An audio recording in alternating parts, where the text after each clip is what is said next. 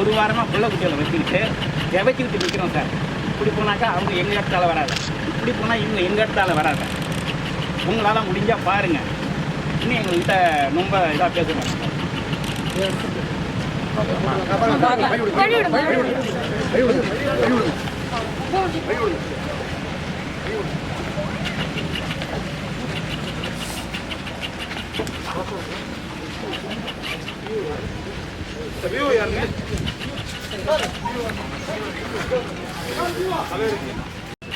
அவரை விற்றது பத்தில் அவர் எவ்வளோ விற்றாரு, என்ன வாங்கினாரு, ஏன்னா எங்களுக்கு வரைக்கும் வந்து அந்த நாலேஜே கிடையாது. நாங்கள் வந்து எதுவும் பண்ணல. ஒரு இறந்தப்போ வந்து கடன் வாங்கி தான் செலவு பண்ணோம். அந்த மாதிரி நிலமையில தான் விட்டு போனது தான்.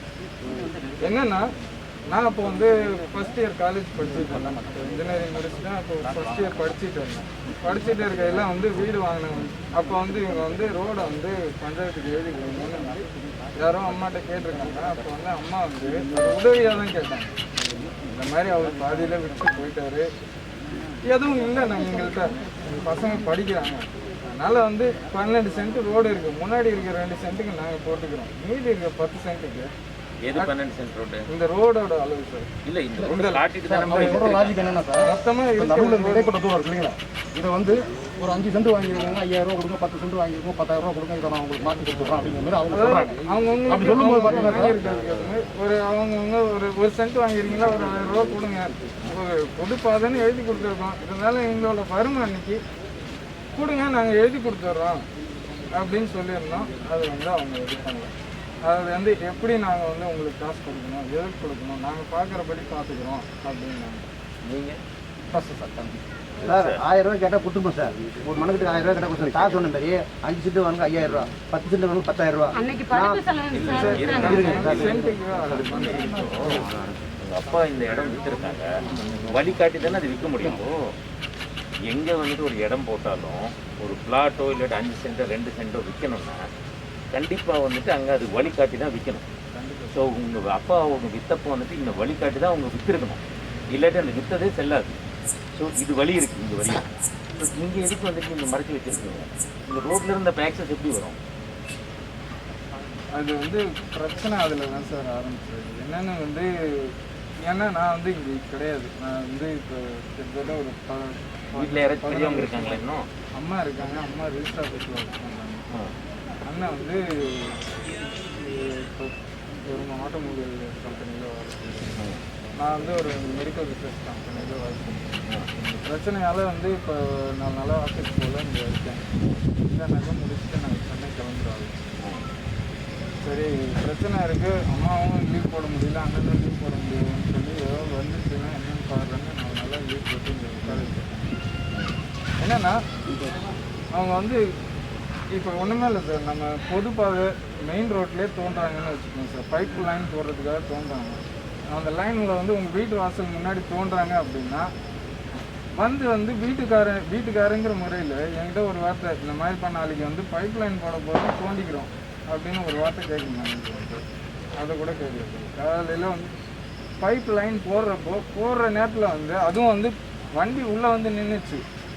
வண்டி வந்து நிற்கிது, ஏன் வைக்க நிற்கிதுன்னு வந்து அப்போ கூட எங்களுக்கு தெரியாது. வண்டி வந்ததுக்கப்புறம் நாங்கள் தோண்டிக்க போகிறோம் அப்படின்னு சொன்னப்போ பிரச்சனை இருக்குது, பிரச்சனையை முடிச்சுட்டு தோணுன்னு சொன்னப்போ அது அதே சரி. இந்த ஜேஜேஎம்ல டேப் போட்டு கொடுத்தீங்களா? ஆமாங்க, ஜேஜேஎம் இல்லைங்க, இண்டிவிஜுவலாக போட்டு ஜெனரல் ஃபண்ட் எந்த வழியாக போட்டு கொடுத்தீங்க? சரி. ஸோ இது வந்துட்டு இப்போ பஞ்சாயத்தில் இவங்க நத்தம் பட்டவா இருக்குது. ஆமாங்க.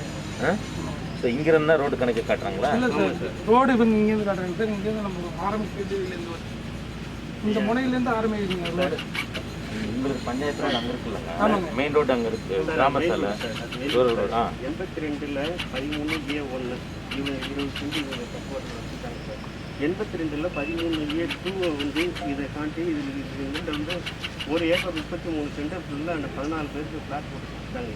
அதில் தான் 3 மீட்டர் அகலம் பாதை போட்டு இவங்களுக்கு எல்லாருக்கும் நாங்கள்லையும் காமிச்சிருக்காங்க. என்னால் ஒதுக்கப்பட்ட பொது பாதிக்கு மேற்கு, என்னால் ஒதுக்கப்பட்ட பொது பாதிக்கு வடக்குன்னு சொல்லி நாங்கள் காமிச்சிருக்காங்க. ஆனால் இப்போ வந்து இவங்க என்ன சொல்கிறாங்க, இந்த இடம் வந்து இப்போ இவங்க கட்டுப்பாட்டில் இருக்குங்கிறது அவங்களுக்கு தெரியாது. இல்லை அந்த மாதிரி இருக்க முடியாது. யார் போட்டு விற்றாலும் வந்துட்டு பிளாட் போட்டதுப்பா நான் டைரக்டராகவே இருந்திருக்கேன் டவுன் அண்ட் கண்ட்ரி பிளானிங்கில். மொத்தம் அங்கே தான் லே அவுட்ஸை போடுவோம்ல. ஸோ எங்கேயும் வந்துட்டு ஒரு பொதுப்பாதைக்கு லிங்காக தான் இவங்க காட்டியிருக்கணும். இவங்களோட பொது பத்திரத்தை வந்துட்டு நீங்கள் வாங்கிட்டுப்பா. இவங்க தாசில்தார் நீங்களும் வாங்க, விஏஓ இவங்க வச்சுருங்க. வச்சுட்டு இவங்க அம்மா இல்லாட்டி இந்த சர்வே நம்பர் சம்மந்தப்பட்டவங்கள இன்னைக்கு ஆஃபீஸ் கூப்பிடுங்க, கூப்பிட்டு பேசிக்கிறேன். ஸோ இவங்க சைட்லேயும் கூப்பிடுங்க.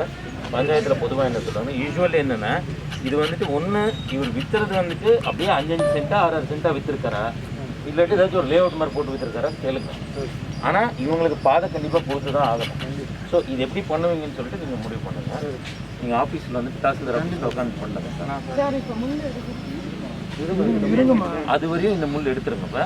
அது முடிச்சதுக்கப்புறம் நீங்கள் போட்டுக்கோங்க. நான் முள் எடுக்கிறதுல பிரச்சனை இல்லை சார். ஏன்னா 10 வருஷமாக நாங்கள் எதுவுமே அதை சொல்கிறேன். 10 வருஷமாக ஒரே விஷயம் தான் சார். 10 வருஷமாக வீட்டில் உள்ள மனையில் இருக்கவங்க எல்லாரும் வந்து வீட்டில் ஒரு தடவை பேசுங்க. ஒரு 10 பேர் இருக்கீங்க, 10 பேரை வந்து பேசுங்க.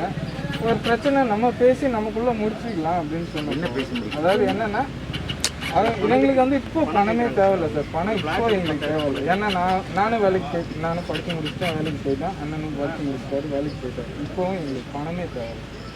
எங்களுக்கு வந்து கொடுக்க வேண்டிய இடத்துல ஒரு சில இடத்துல மரியாதை இருக்குது.